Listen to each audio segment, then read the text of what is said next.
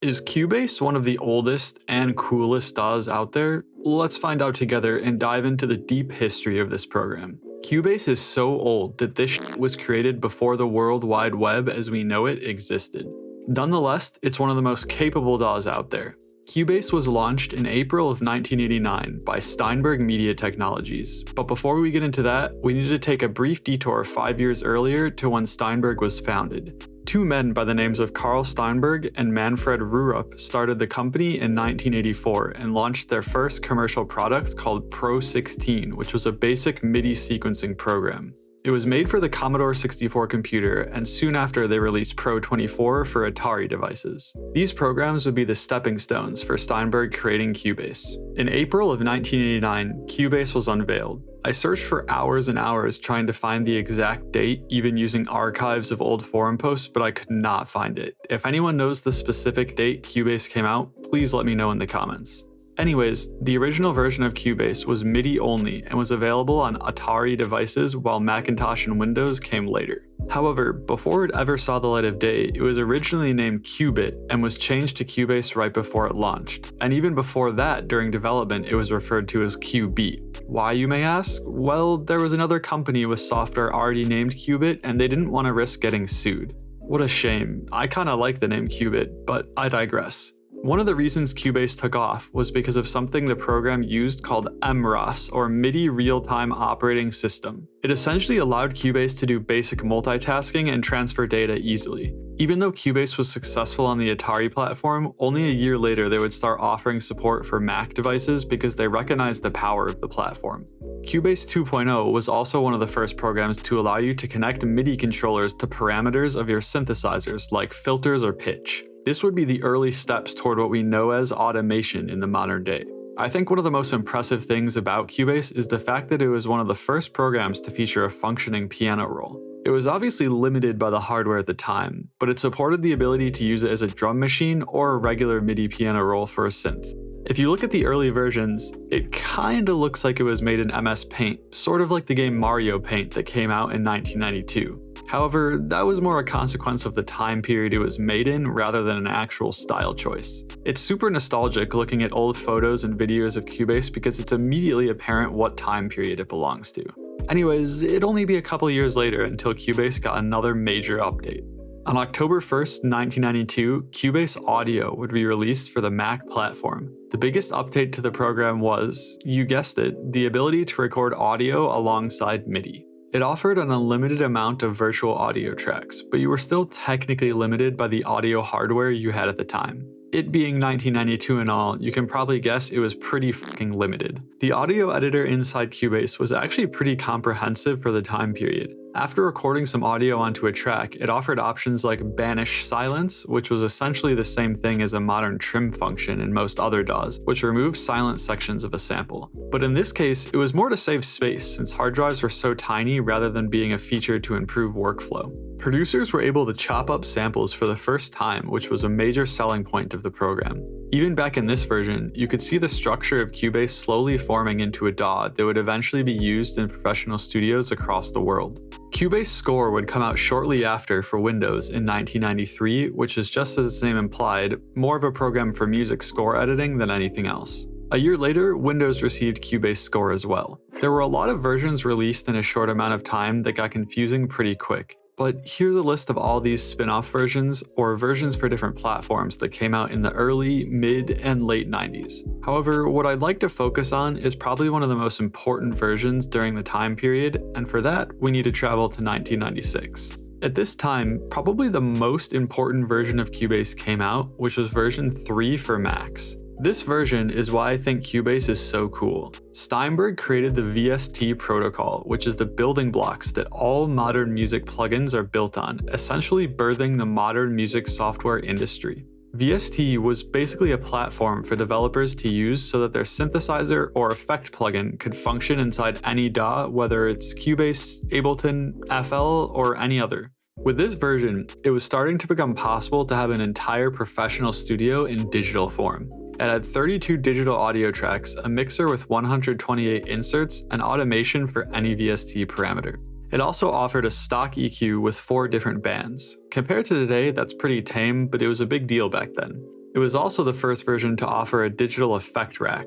Back then, to get high-quality effects, you needed big, bulky hardware with tons of wires next to your setup. Look at deadmau5's studio. It was sort of like that, except now Cubase could do that digitally. Not only did you have a nice digital effect rack, but you had VST effects to fill that rack with. Cubase was partnering with Waves, ProSonic, and other companies to create plugins on the VST platform. The importance of this version of Cubase cannot be understated. It was the precursor to DAWs like Ableton and FL Studio and was sort of the godfather of the modern music software industry. This version even had automatic quantization of samples all the way back in '96 with their Groove Quantize feature. A common limitation of digital audio back then was space. It took up a lot of it, and hard drives didn't have a lot to give. However, Cubase was able to stream live audio if you had the proper sound card to help with that. I think the biggest straw though was still the VST protocol. I was only 1 year old at the time, but I can imagine the hype that producers and engineers had during this time with the endless possibilities of expanding their plugin library from big-name manufacturers of audio hardware that could now be converted digitally as a VST. There were a few versions released after this that were minor updates here and there, but the next large-scale update wouldn't be until 1999. By this time, Steinberg had completely dropped support for Atari systems as they'd lost market share and were on the way out. So from here on out, Cubase would release for Windows and Mac on different schedules. But in July of 1999, Cubase VST 3.7 for Mac would come out with a big upgrade, VST version 2. This was a big deal because VST2 plugins were able to receive MIDI input, and that meant MIDI keyboards now functioned with digital plugins. I can't imagine producing music without a MIDI keyboard because of how much more efficient it is to lay down patterns and melodies rather than painting them in with a mouse. VST2 would also be a lot more favored towards synthesizer plugins, while earlier versions of the VST protocol were heavily effect-based. They even added a synthesizer to Cubase called Neon to show off the new update. This one feature would be the birthplace of all modern VSTs. Imagine a world with no Omnisphere, Keyscape, or Serum. Thanks to VST2, those were possible. The next major update to Cubase would come along in 2002 with Cubase SX. The reason for the rename this time was that Steinberg had written Cubase from the ground up with a new audio engine and wanted to differentiate this version from others. This update brought the program into the 21st century with enhanced automation, 5.1 surround sound mixing, and more accurate sample editing. With this new engine, you can now play as many tracks as you wanted, that is, at least if your computer could handle it. One of the other big additions was infinite undos. It would now remember every single keystroke or click you made, and you could undo all the way back to a blank project if you wanted to. Among those updates, they also added a few new VSTs, which were two synthesizers called A1 and VB1, as well as a drum machine called LM7. Things were looking great for Cubase, but two new upcoming updates would be heralded as some of the best ever. In 2003, version 2 of Cubase SX was launched. Probably one of the single most useful updates here would be the support for PDC or plugin delay compensation. Oftentimes, when you have many plugins working in tandem with each other, they can create delays in the chain of effects or synths, which results in some elements of your project sounding out of sync. With PDC, the program detects all of that for you, so you no longer need to worry about it. This is now a standard and, in my opinion, required feature of any modern DAW. Alongside PDC was a new feature called Time Warp, which was praised by engineers and producers because it allowed you to move the grid on the playlist to the music instead of the other way around. I actually wish this feature was in more DAWs after seeing it used in some YouTube videos. Even better than that though was Audio Warp, which got added just a year later in Cubase SX 3.0. Audio Warp lets the users change the tempo of a project and have the audio clips within it to stay synced to the tempo of the project, effectively auto-stretching them to match. The only pitfall to this new tech was that if you had tempo changes in your project, it wouldn't work properly because it only auto-stretched the samples to the tempo at the time of you changing it manually. At this point, Cubase had come a long way from the days of looking like it was created in Microsoft Paint, and now had a real professional aesthetic that completely fit within the mid-2000s time period.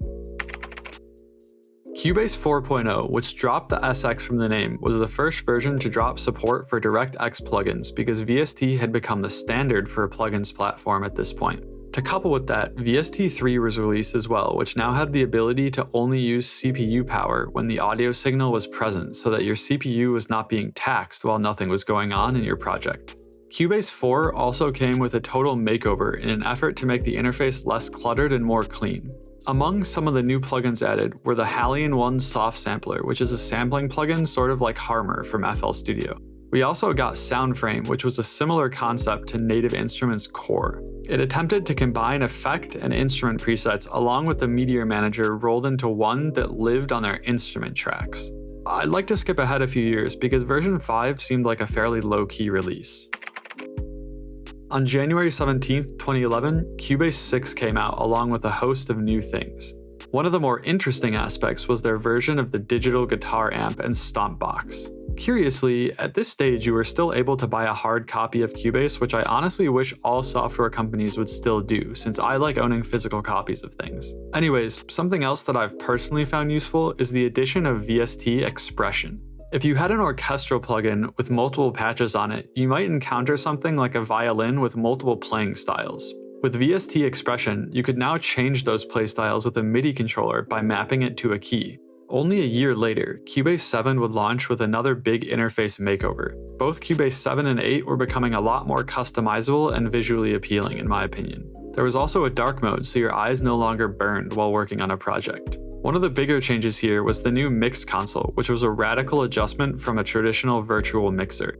The best addition to the mix console in my opinion was channel racks on each insert. There was now a section for different mixing options, like a rack for EQs or sends. Each rack can also be minimized while you're not working on it to save screen space, which is absolutely beautiful when working on massive projects. At this stage, I think it's pretty safe to say that Cubase had cemented itself firmly as one of the music production giants. Cubase 9 would come along on December 7th, 2016. This version would be accompanied by some cool new plugins, including the Cubase Auto Panner.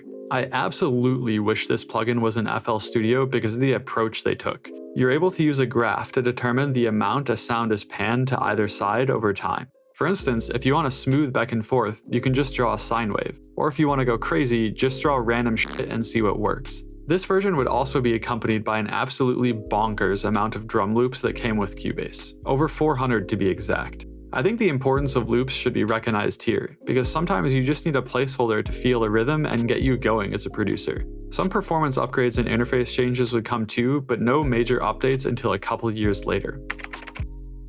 Cubase 10 would mark almost 30 years of Cubase updates. It's pretty wild that this program is still used today and is older than I am. Anyway, this would be another version to bring sweeping visual changes, getting darker than the previous version and more minimal overall. I think one of the biggest additions would be Vari Audio 3, which was a pitch correction plugin. Until now, Melodyne has been a go-to for professional vocal editing in the industry, but I think Vari Audio 3 gives Melodyne a run for its money. Not to mention that to get an even lower price version of Melodyne will run you hundreds of dollars just for that plugin. The other notable feature added was the audio alignment panel inside Cubase's sample editor. This allows you to input a reference sample and then add your own sample to align them properly. For instance, if you had multiple takes of the same vocal performance, Cubase can now automatically sync them up so you don't have to fiddle with their timing yourself. And now we arrive in the present day, where most studios are using Cubase 11 or 12, released in 2020 and 2022 respectively. Supervision arrived with Cubase 11, which was a single plugin that you can put on any audio source. It's a powerful visualization tool for those of us without golden ears who need some visual representation to assist us in getting a clean mix. Something I don't think I've mentioned until now is the fact that Cubase used to be available to be licensed via a physical dongle, but the dongle lives no more because with Cubase 12 it was now only possible to have a digital license. And now that you no longer need a dongle, Cubase 12 is the first version of the bunch to offer a free trial, which I think is something sorely needed with software in this type of category. I think after reading about this program, it's definitely the music production software with the most pizzazz and one of the longest recorded histories that I could find. I think before I close out my time with you, we should recognize the importance of Cubase, and not only that, but for the company that made it, Steinberg. Without them, we may not have had one of the most important pieces of music production history, VSTs. Thank you guys for watching, stay safe out there, and I'll see you in the next video.